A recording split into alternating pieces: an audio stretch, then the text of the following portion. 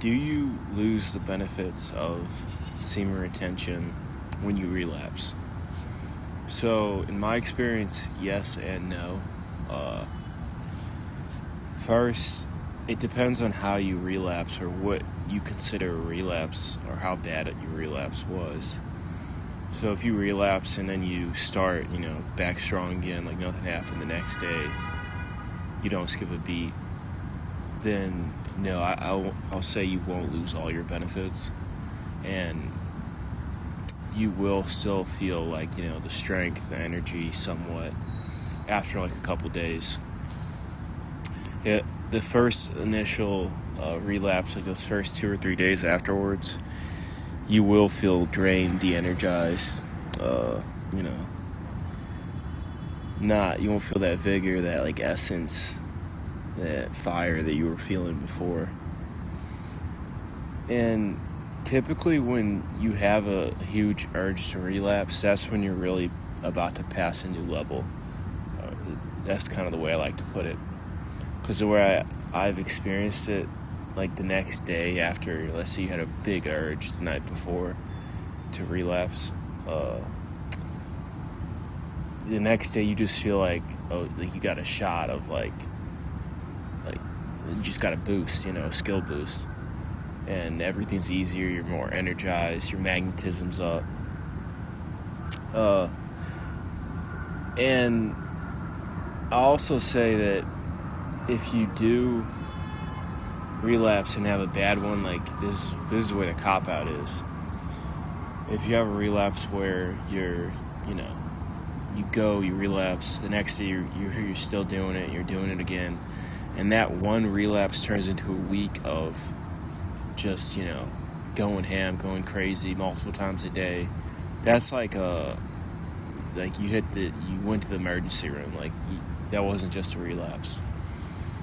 That's where you lose all your benefits. That's where you restart. That's ground zero. And a lot of times it takes longer to recover from that than just restarting. Like you'll try and restart after that week or week and a half of just going crazy, frying your nervous system, and now it's like you're back to square one. You lost that discipline. You lost that flow state of just going day in and day out. That happened to me on one of my 3-month streaks. Just going 3 months strong. It was like almost a spiritual experience, really, that streak, because I was actually transmuting the energy. Very important. When you do transmute your energy, it's not as hard to relapse because you're using that energy. A lot of you guys, it's the urge to relapse is there so much is because you're not doing anything with that energy, which is like really powerful, and then it wants to spill over. That happened to me a lot in high school. I didn't understand that yet. There's meditations, working out is obviously a good one, but there's next level stuff like meditation, breath work, spinal breathing. Those are the ones that are going to take you to the next level, where it's like you're hitting around that 2-month mark where a big urge might come back, and you're like, okay, that's where you fail a lot. That's where a lot of guys I know failed a lot. But now, back to what I was saying, yeah, you will lose your benefits. It's like working out. If you work out, you miss a day of working out, you're not going to lose your benefits. Or if you've been working out every day and you take an extra day off, or you take a week off. I'm going to use a week as a better example. But let's say you take 2 or 3, 4, or 5 weeks off. That's when you're going to start messing up. That's when you're going to start going back to square one. You're going to start gaining extra weight, losing your shape. And that's kind of how I see relapsing and then doing it the next day and the next day and the next day and the next day. Now you're just flatlined that whole week. You're drained. You drain yourself.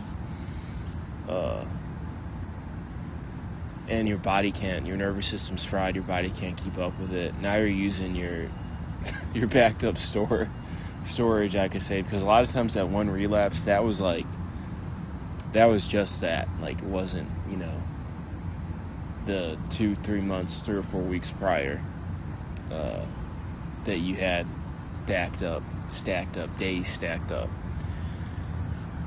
So it's a real thing. And I will say this, though, you do lose magnetism if you relapse. Like, it's a real thing. You will lose your magnetism. Regardless of how long, like, let's say you've been going for 3 or 4 or 5 months, you relapse one day, you will take a hit in your magnetism, especially that first 2, 3, 4 days afterwards. And the magnetism's real. I don't know why people like to deny it or act like it's placebo or say you just have better posture or your eye contact's better. No. Magnetism's real.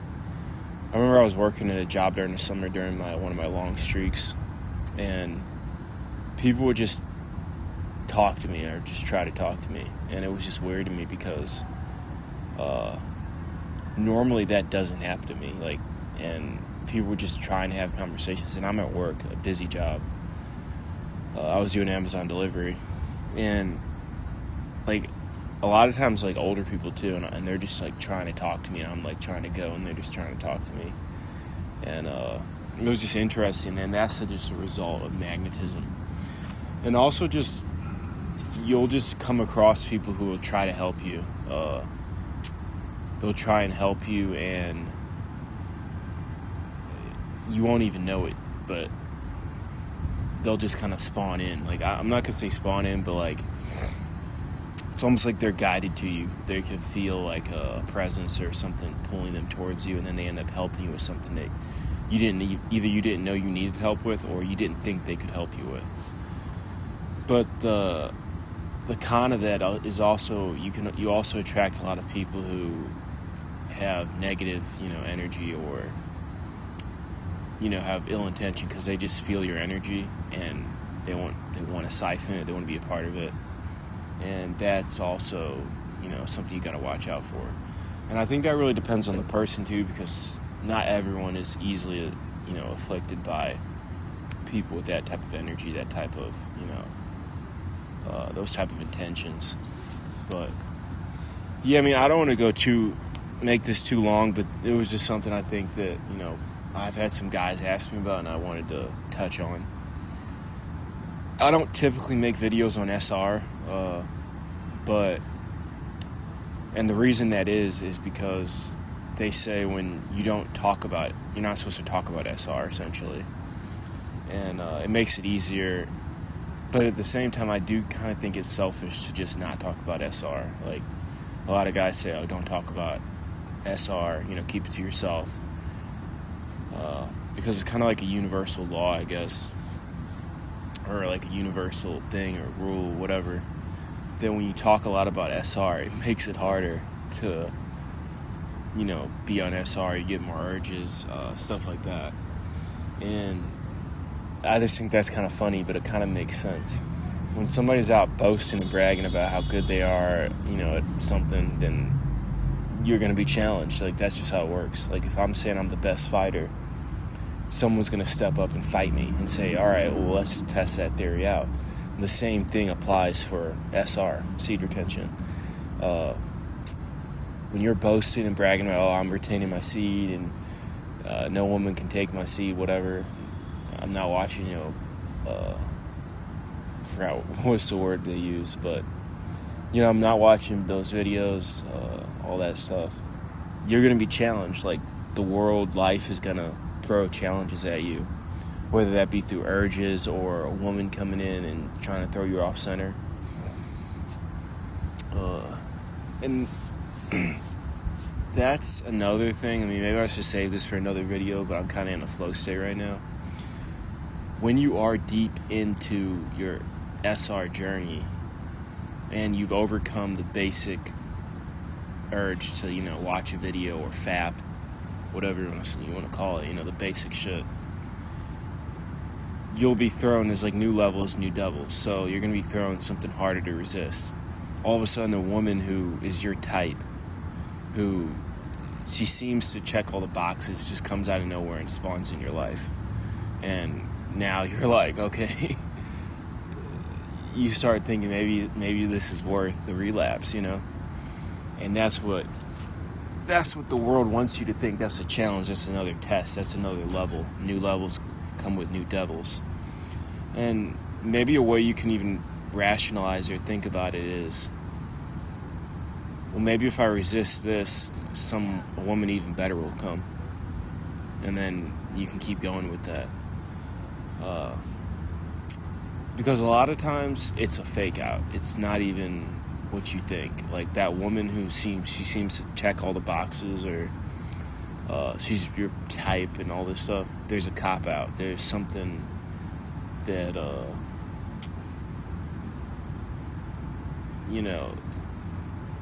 it's not what it seems like. There's sweet icing on the outside, but shit on the inside, something like that.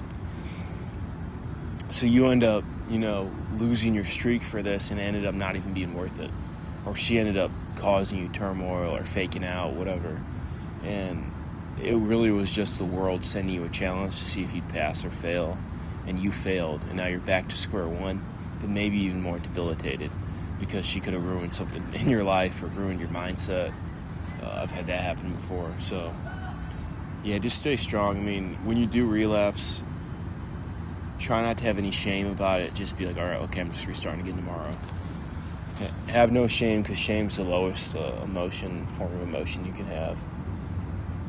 And that'll just put you in a deeper well than you're already in. And that act is already an act of shame. So, shame surrounding it. That's why, guys hide and they don't talk about it.